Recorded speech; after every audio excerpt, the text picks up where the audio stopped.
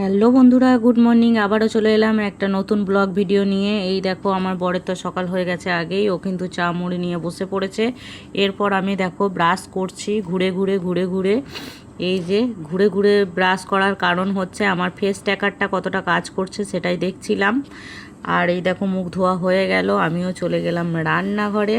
এই যে চা মুড়ি খাবো, কারণ ও যখন খাচ্ছে একসাথে খাওয়ার সুযোগটা কেন ছাড়ি, তাই আমি চলে গেলাম মুড়ি বের করতে। এই যে চা গরম করে নিয়েছি, এখন মুড়ি আলু ভাজা বেড়ে নিয়ে চলে আসবো। আর ফ্রিজ থেকে বের করে নেব একটা মন্ডা।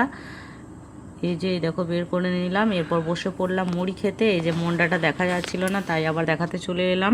বড়ও চলে এলো আমার একটা কাস্টমার, তাই নিচে পার্লারে চলে গেলাম।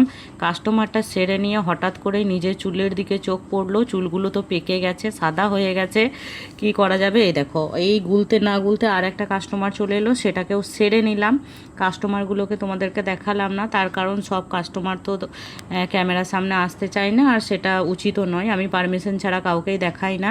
এই যে চুলটা কালার করে নেওয়ার পর আবার হঠাৎ করে মুখটার দিকে চোখ পড়লো, মুখটাও তো কালো ভূত হয়ে গেছে, তাই ডিট্যান লাগিয়ে নিলাম একটু। লোককে যত্ন করতে করতে নিজের যত্ন আর করা হয় না। এই যে সমস্ত কাজ পড়ে আছে, এখন আমি উপরে এসে এই দেখো বিছানাপাতি সব ঝাড়তে লেগে গেছি। টান টান করে বিছানা চাদর পেতে নিলাম।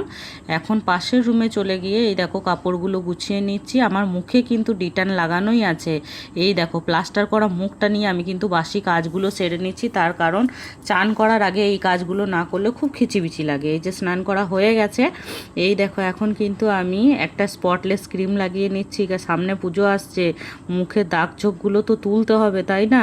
এই যে আজ আবার পরিপাটি করে শাড়ি পরেছি, দেখো কানটা খুব খালি লাগছিল, তাই দুটো টপস পরে নিলাম। এই যে মহারানী সেজে ঠাকুর পুজো করতে লেগে গেলাম। পুজো করা হয়ে গেল, চলে এলাম রান্নাঘরে। ফ্রিজ থেকে মাছ বের করে নিলাম। মাছটা একদম শক্ত পাথর হয়ে আছে, তাই ঠান্ডা জলে ভিজিয়ে দিলাম। এখন কেটে নিচ্ছি সবজি বলতে এই যে পটল ছুলছি, দেখো পটল দিয়ে আলু দিয়ে টমেটো দিয়ে মাছ দিয়ে একটা ঝোল করে দেবো বরকে, তার কারণ ও ভেন্ডি ফেন্ডি খায় না। এই যে মাঝখানে আমি চিকেনটা একটু সিদ্ধ করে নিলাম। চিকেন থেকে যে স্যুপটা বেরোবে সেই স্যুপটা এই দেখো আমি রেডি করছি এখন গোলমরিচ দিয়ে। তোমরা কারা কারা আমার মতন এরকম করো রান্না করতে করতে। এই দেখো ঢকাস করে মেরে দিলাম, দেখেছো। এরপর আমি কিন্তু পটল ভেজে নিয়ে মাছ ভাজা করে নেবো। এই যে নুন হলুদ মাখিয়ে নিচ্ছি। 4 পিস মাছ নিয়ে নিয়েছি, এটাকেই ঝোল করব। এই যে কড়া করে ভেজে নিচ্ছি মাছগুলো। এই ফাঁকে চিকেনগুলোকেও এই দেখো ছোট্ট ছোট্ট করে টুকরো করে রেখে নিচ্ছি। এটা চিকেনটা দিয়ে আমি চাউমিন বানাবো, সেই কারণেই রেডি করে রেখে নেওয়া আর কি। পেঁয়াজ টমেটো কেটে নিচ্ছি মাছের ঝোলটা বানাবো বলে। আর এই দেখো এদিকে আলু আর ভিন্ডি সিদ্ধ করে নিয়েছি। ভিন্ডিটা আমি মেখে নেব নিজে খাওয়ার জন্য।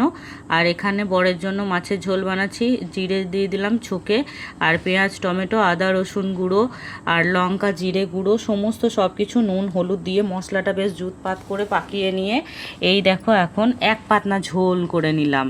এখন এটাকে ঢেকে দিলাম। এখন লঙ্কা পেঁয়াজ কেটে নিয়ে কাঁচা সর্ষে তেল দিয়ে ভেন্ডিটাকে মেখে নিচ্ছি। এটা আমি ভাত দিয়ে খাবো। এই দেখো এখন রাঁধুনি দিয়ে ঝোলটাকে নামিয়ে নিলাম। খুব গরম লেগে গেছে বাবা, বাহার করে শাড়ি পরেছি আবার আজকে। শাড়িটাকে টেনে খুলে ফেলে দিয়ে এই দেখো খেতে বসে পড়লাম। নাইটি পরে খাওয়ার মজাই আলাদা, তাই না বলো বন্ধুরা। তো এই যে গপ গপ করে খেয়ে নিচ্ছি। এখন একদম ডাইরেক্ট চলে এলাম রাত্রেবেলায়। দুপুরের আর কিছুই দেখালাম না তোমাদেরকে, মানে দুপুরের পর সন্ধেবেলাকার আর কিছু দেখালাম না। রোজ রোজ আর কি দেখাবো। চলে এলাম কালকে সকালে কি খেয়ে বর কাজে যাবে সেই চিন্তায় মাথা একদম বনবন করছে। তো তেল দিয়ে দিলাম কড়াইয়ে। এই দেখো এটা কিন্তু একটা 5 মিশালি ভাজা বানিয়ে নিচ্ছি। এর মধ্যে আছে গাজর বিনস ক্যাপসিকাম আলু ঘি করলা সমস্ত সব কিছু মিক্সড করে একটা ভাজা বানিয়ে ফেললাম। সঙ্গে আমি দুধ গরম করে নিলাম, তার কারণ এবার খেতে বসতে হবে রাতের ডিনার। আমি আজকে দুধ মুড়ি আর 4টে বিস্কুট মিক্স করে নিয়েছি। বরের জন্য জল ঢালা ভাত, আর আমি কিন্তু মুড়ি খাচ্ছি। আমার ভিডিওগুলো তোমাদের কেমন লাগছে? বাই।